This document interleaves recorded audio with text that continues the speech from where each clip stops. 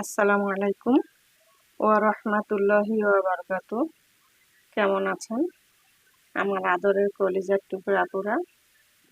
সবাই ভালো থাকুন, আল্লাহ সবাইকে সুস্থ রাখার তৌফিক দান করুন, এই দোয়া কামনা করছি। এবং আপনাদের দোয়া আশীর্বাদে আমিও ভালো আছি, আলহামদুলিল্লাহ। আল্লাহর কাছে শুকরিয়া জানাচ্ছি। আপুরা, আজকে আমি আপনাদের সামনে হাজির হয়েছি ছোট্ট বিলাতি আলু নিয়ে। আমি আজকে গোল গোল করে কেটে নিয়েছি। আমি এটা আজকে ভাজি রান্না করব। তো এখানে আমি 2-3টা কাঁচামরিচ ফালিয়ে দিয়ে দিলাম এবং পেঁয়াজ কাটা দিয়ে দিলাম। দিয়ে দিব পরিমাণ মতো লবণ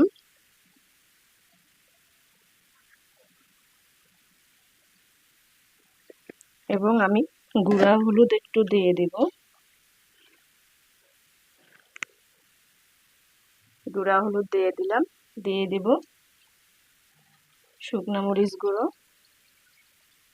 এবং সরিষার তেল দিয়ে দিব।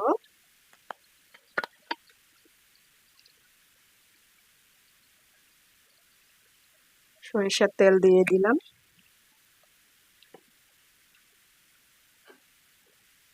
এবারে চুলাটা অন করে দেব। বিসমিল্লাহির রহমানির রহিম। চুলাটা অন করে দিলাম। আমি এইভাবে ভালো করে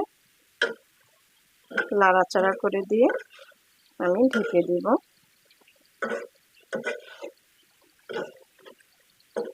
আপুরা, এই ছোট আলু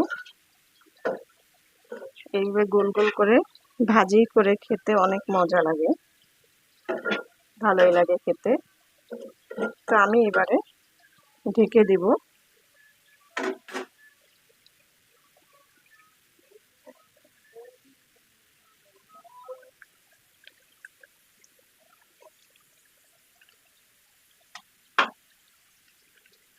আপুরা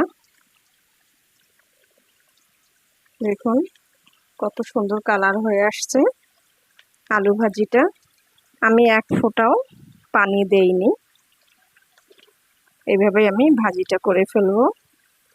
কিন্তু চুলার আঁচটা একটু কমিয়ে দিয়েছি, নাহলে তো আলুটা সিদ্ধ হতে চাবে না।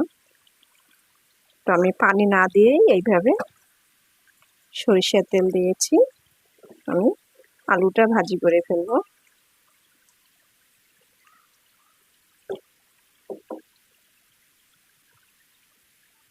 এই বিলাতি আলুটা খেতে অনেক মজাই লাগে। দেশ গ্রামে তো অসুস্থ রোগীদেরকে এই আলুটা খাওয়ায়, বিশেষ করে যারা অসুস্থ থাকে অন্য আলু খেতে দেয় না, এই আলুটাই খেতে দেয়। তো আমি আবারও ঢেকে দিচ্ছি।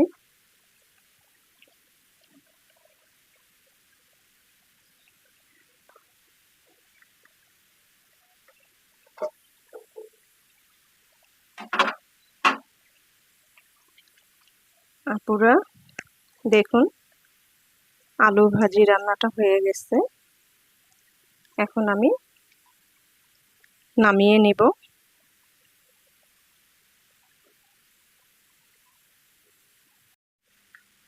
আপুরা দেখুন আমি নামিয়ে নিয়ে আসলাম ছোট্ট আলু ভাজি গোল করে রান্না করানো।